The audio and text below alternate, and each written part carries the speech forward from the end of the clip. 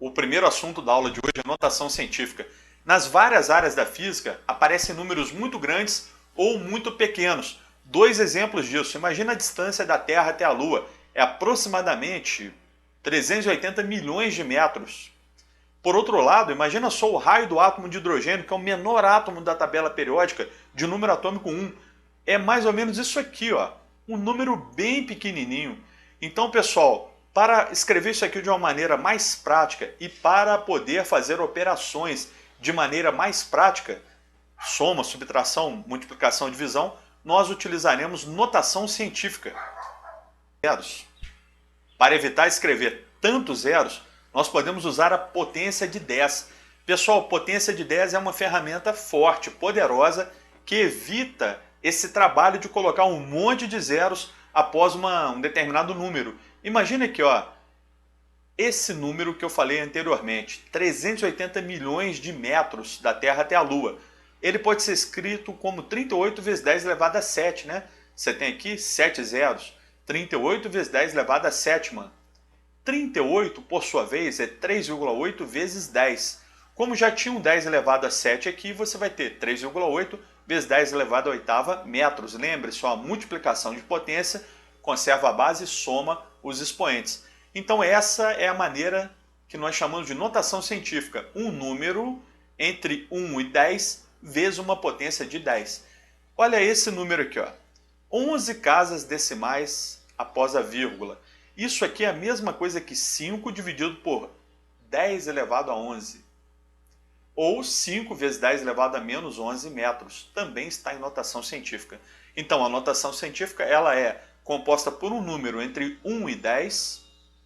Pode ser 1, mas não pode ser 10, vezes uma potência de 10 com expoente inteiro. Tá legal? Muito utilizado no estudo da física do ensino médio todo até o final do terceiro ano. Então isso aqui, nesse momento, você não precisa preocupar e nem decorar a fórmula, nem nada disso. Isso aqui é só uma definição matemática, tá? Então um número entre 1 e 10 vezes uma potência de 10 inteira. Eu vou explicar bastante isso com vários exercícios, tá? E vou pedir a você que leve esse conhecimento até o final do terceiro ano. Junto com o estudo da notação científica, nós temos os prefixos físicos, que são muito utilizados para conversão de unidades. Vários prefixos físicos estão aqui, tá? Mas eu vou mostrar para vocês hoje aqueles que vocês usam mais no primeiro ano e que são importantíssimos para a nossa física. Olha só, um prefixo muito importante é o quilo, simbolizado pela letra K minúsculo. Quilo significa 10 elevado ao cubo, ou seja, 1000. Você usa isso, por exemplo, em quilômetro, quilograma, quilômetro, quilômetro, 1000 metros, 10 ao cubo metros, quilograma, quilograma, 10 elevado ao cubo gramas. Tem também o prefixo centi, que é simbolizado pela letra C minúscula, 10 a menos 2 é o centésimo, 0,01 de alguma coisa. Por exemplo, centímetro, 1/100º do metro, 0,01 metro ou 10 elevado a menos 2 metro. Uma dica, quando você for trabalhar com conversão de unidades, use sempre prefixo, isso ajuda muito. Mili, olha só, 10 elevado a menos 3, 0,001 é um milésimo de alguma coisa. Exemplo disso, milímetro, 10 a menos 3 metro. Arredondamento. Essas regras de arredondamento aqui são comuns, são da matemática e podem ser utilizadas num determinado contexto da física.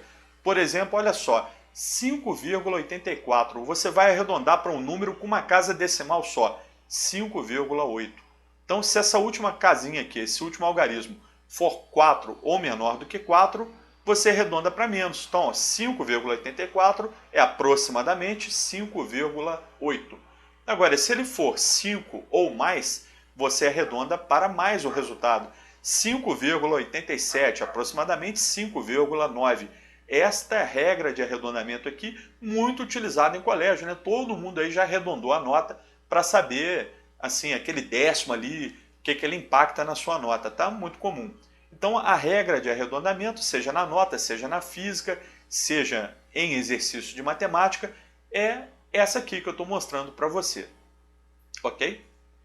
Mecânica. Pessoal, mecânica é uma parte importantíssima da física.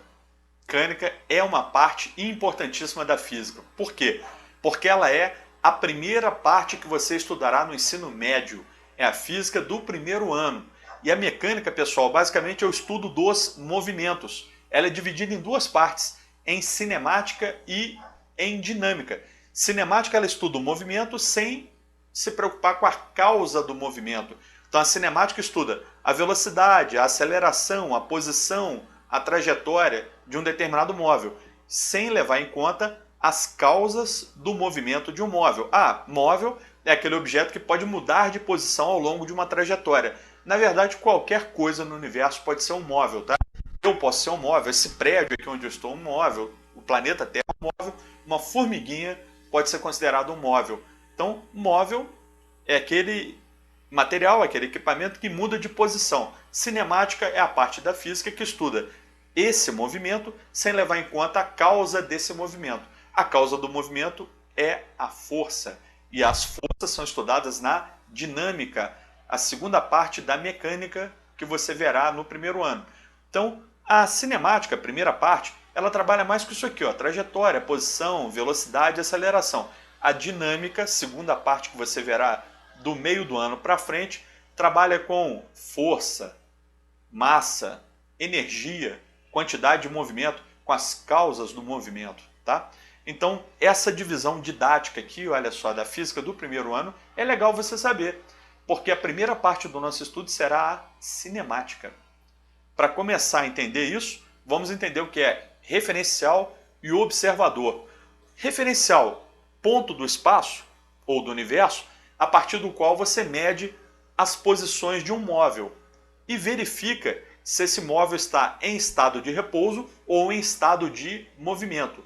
Nesse referencial, pode ter também um observador. Imagine aqui, ó, um referencial dentro de um vagão de trem, se deslocando para a direita, tá? Esse observador situado no referencial do trem. Agora imagine aqui o referencial no solo, um outro observador situado no solo. Agora, olha que interessante, um fenômeno físico muito estudado e muito comum no primeiro ano. Queda livre, um objeto caindo. Aqui nem seria queda livre, porque a queda livre ela despreza o atrito com o ar. Aqui seria queda dentro de um vagão de trem, tá? Imagina então esse objeto aqui, uma lâmpada, caindo a partir do teto do vagão desse trem. Para o referencial do trem e para este observador situado no referencial do trem, essa lâmpada cairá em linha reta. Mas olha que interessante, para um observador situado no solo, fora do trem, olhando o movimento do trem, ele considera o seguinte: inicialmente essa lâmpada já estava com a mesma velocidade que o vagão. Tinha velocidade horizontal para a direita. Quando essa lâmpada começar a cair, ela não parará o seu deslocamento para a direita. Ela continuará andando para a direita ao mesmo tempo que ela cairá. Então essa lâmpada, para o observador no solo, ela descreve uma trajetória que é um arco de parábola. Trajetória é o conjunto das posições ocupadas por um móvel, ou seja, o caminho percorrido por um móvel. A trajetória para esse observador no trem, uma linha reta. A trajetória para um observador situado no referencial do solo, um arco de parábola. Então, conceitos relativos, movimento e repouso, são dois conceitos relativos, eles dependem do referencial e do observador nesse referencial. Imagina só um observador parado no referencial da Terra em repouso, olhando um ônibus que passa por ele. Para esse observador aqui, o ônibus e tudo que está dentro do ônibus está em movimento. Então o motorista, a carcaça do ônibus e esse passageiro estão em movimento em relação a este observador. Está vendo a ideia de conceito relativo? Então, ó, o movimento ou o repouso são conceitos relativos. Observe agora dentro do ônibus. Esse passageiro, em relação ao motorista, ele está em repouso. Então, olha só, o mesmo passageiro que estava em movimento em relação a essa pessoa está em repouso em relação a outra. Por quê? Porque houve uma mudança de referencial e de também observador, por exemplo, tá? Imagine que o observador situado no referencial aqui do ônibus seja o motorista. Para esse observador, esse passageiro estará em repouso. Para esse outro observador, passageiro em movimento. Trajetória. Galera, a trajetória, grosso modo, de uma maneira fácil para você entender, é o conjunto dos pontos percorridos por um móvel. Ou seja, o caminho que ele percorre. Observe bem, ó, nessa estrada aqui, a foto de uma estrada bem cheia de curva, tem essas linhas que dividem uma pista da outra. Se esse carro seguir exatamente em cima dessa linha, essa linha poderia representar uma trajetória desse móvel. Avião, tipo Esquadrilha da Fumaça, né? Ele deixa marcado no céu a sua trajetória, de acordo aqui com o rastro de fumaça dele. Mas a trajetória, ela não dá a ideia, num determinado instante, do sentido do movimento do móvel. Por exemplo, olha só, você tem aqui quilômetro 90, tá? Toda a estrada tem essa marcação aqui. Isso é uma posição. Então, num determinado instante, esse ônibus se deslocando para a direita, tá? Vamos falar que é para a direita, assim, levar uma convenção que essa velocidade seria para a direita. Esse ônibus para a direita, num determinado instante, eu só consegui identificar que ele passou pelo quilômetro 90 para a direita porque eu tenho uma foto. Então a trajetória em si, ela não indica o sentido do movimento. Nós teremos que ter outros elementos matemáticos e físicos para poder determinar corretamente a velocidade de um móvel sobre uma trajetória.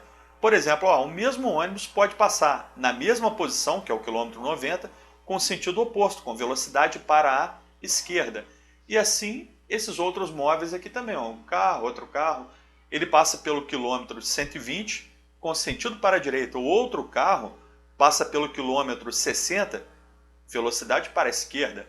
Velocidades com sentidos opostos ou contrários, tá? Então, só a posição do móvel sobre a trajetória não me dá naquele instante a indicação tão correta sobre o sentido da velocidade. Para isso, eu preciso fazer a orientação da trajetória. Olha só, a trajetória, a ideia inicial dela, uma linha, né? Um traço qualquer. Quando eu faço isso aqui, eu oriento a trajetória. Eu marquei a origem dos espaços. Se fosse uma estrada, seria o quilômetro zero da estrada. E eu, nesse exemplo aqui, escolhi como sentido positivo para a direita. Sentido dessa seta aqui, ó. A orientação da trajetória. Confesso para vocês que aqui eu meio que copiei o eixo X, tá? O eixo X tem uma origem, que é o zero, e sentido positivo para a direita.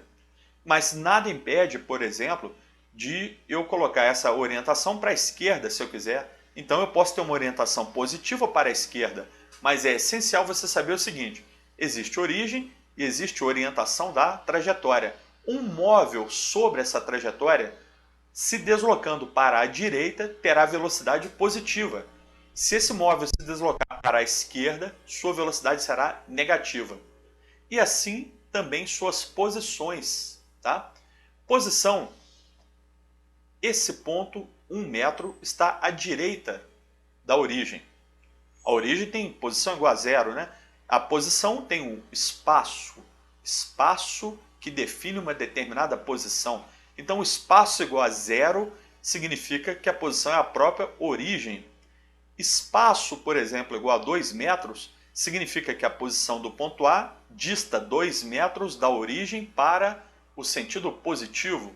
Se aqui tivesse um ponto C, 4 metros da origem, no sentido positivo.